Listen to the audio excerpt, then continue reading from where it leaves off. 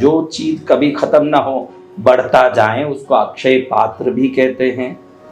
तो अक्षय का अर्थ है उस दिन का वो विशेषता जब कोई भी चीज खत्म ना होता है और बढ़ता जाता है। उस दिन गलत काम करोगे तो भी वो दुर्गुण का जीवन का व्यवहार बढ़ता ही जाएगा, और अच्छा काम करोगे तो भी वो दिनों दिन वृद्धि करता ही जाएगा। उस दिन जो करोगे वो बढ़ेगा, उसका नाम है अक्षय तृतीया।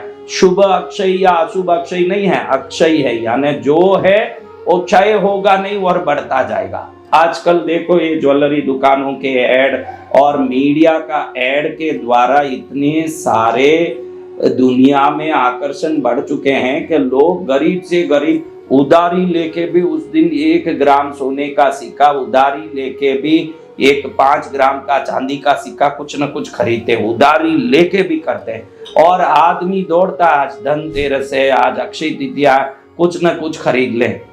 ये सबसे बड़ी गलती है कि उस दिन आप कुछ भी खरीदो, धनतेरस हो या अक्षय तृतीया हो, क्यों नहीं खरीदना?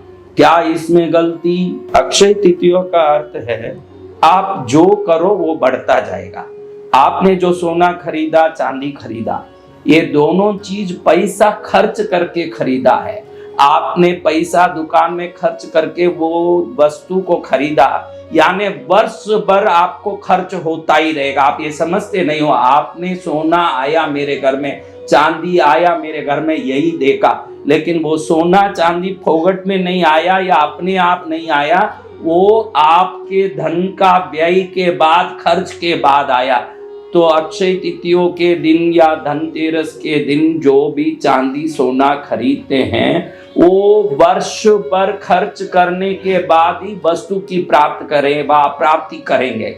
तो करना क्या चाहिए? बहुत बढ़िया उपाय इस वीडियो में बताने वाला हूं, उसका वैज्ञानिक कारण भी आपको बताने वाला हूं कि करना क्या चाहिए। सबसे पहले अक्षय तृतीया का महत्व क्या है ये देख लें हम।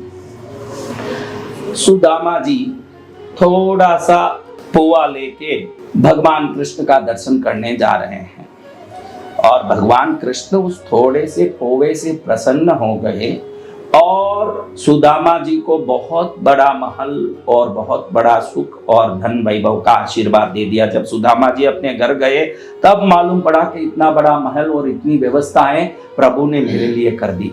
जिस दिन प्रभु ने ये पूरा आशीर्वाद का भरपूर कोठा दिया था, वो दिन अक्षय तृतीया का दिन है। आप ध्यान रखना, सुदामा जी ने पोहा दुकान से नहीं खरीदा था, उनके पास घर में था, और उनको ये इच्छा भी नहीं थी कि मैं प्रभु से कुछ मांगू। मांगने की इच्छा से दूर, स्वार्थ की इच्छा से दूर, अपनी पत्नी के आग्रह के कारण, बच्चों के जीवन की दुर्दशा के कारण बड़े दुखी होकर के सुदामा जी प्रभु तक पहुंचते हैं। उनके मन में तो यही लालसा है कि मेरे बाल्यकाल के मित्र जो वसुदेव भगवान है उनका दर्शन हो जाएगा, इसी बहाने उनके चरण का दर्शन हो जाएगा। वो तो इसी खुशी से जा रहे हैं, उनके मन में है कि मुझे प्रभु का दर्शन होगा, मुझे प्रभु का आशीर्वाद प्राप्त करने का अवसर मिलेगा।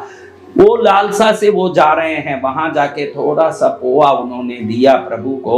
उस थोड़े से पोहे के बल पर प्रभु ने उनको कुबेर जैसा धन वैभव का स्वामी बना दिया। ध्यान रखना, अक्षय तृतीया किसी वस्तु को खरीदने का दिन नहीं है, सुदामा की तरह प्रभु के प्रति भक्ति दिखाने का दिन है। उस दिन भक्ति करें हम। दूसरा, उस दिन एक अनोखी घटना हुई। वो क्या घटना? महालक्ष्मी जो अनंत युगों से तपस्या कर रही थी, उस तपस्या के प्रतिफल से भगवान नारायण ने अपने हृदय में महालक्ष्मी को निवास करने स्थान दिया। वो जो महालक्ष्मी शाश्वत रूप से नारायण के हृदय में निवास करती है, वो निवास करने का दिन भगवान ने जब दिया वो अक्षय तृतीया का दिन था। उसी दिन भगवती महालक्ष्मी प्रभु के हृदय में पधारी निवास करने, यानी अक्षय तृतीया का दिन कोई तपस्या का दिन है। उस दिन आप तपस्या करोगे, प्रभु प्रसन्न होकर अपने हृदय में आपको स्थान देंगे, वो दिन है। वो कोई सोना चांदी खरीदने का दिन नहीं है। ये ज्वेलरी वालों के एडवर्टाइजमेंट आकर्षणों से आपको बाहर आके असली अक्षय तृतीया क्या है और अक्षय तृतीया मनाया जाता था क्यों, इस पर ध्यान देना चाहिए। जो अक्षय तृतीया आज विकृत हो चुकी है।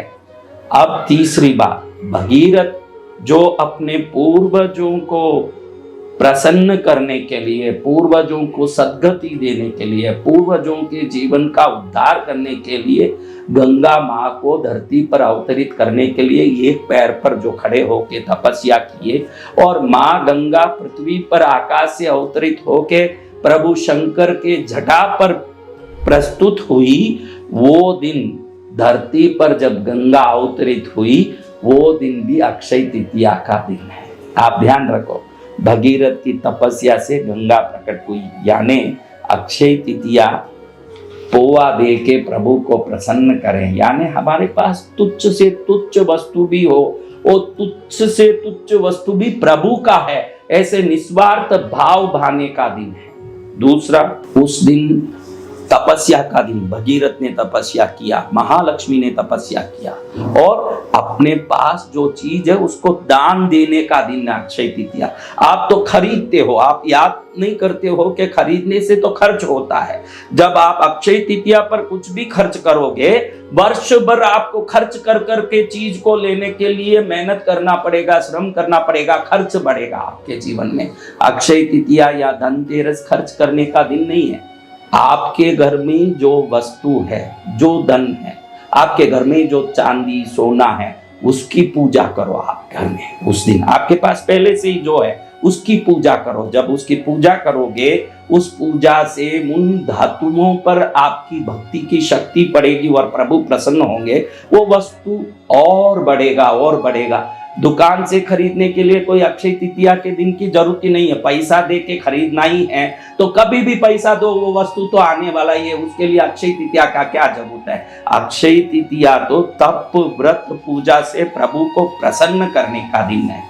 अब देखो, एक ब्राह्मणी देखती है कि एक छोटा सा बालक मेरे पास आके मांग रहा है, भिक्षाम देहि भवती भिक्षाम देहि, मेरे पास तो कुछ नहीं है और मैं दूं तो क्या दूं, पूरे घर में टटोलती है। एक पुराना सड़ा हुआ आंवला मिलता है, उस आंवला को बड़े भक्ति से वो उस भिक्षुक को दे देती है। वो भिक्षुक और कोई नहीं, आदि शंकराचार्य हैं।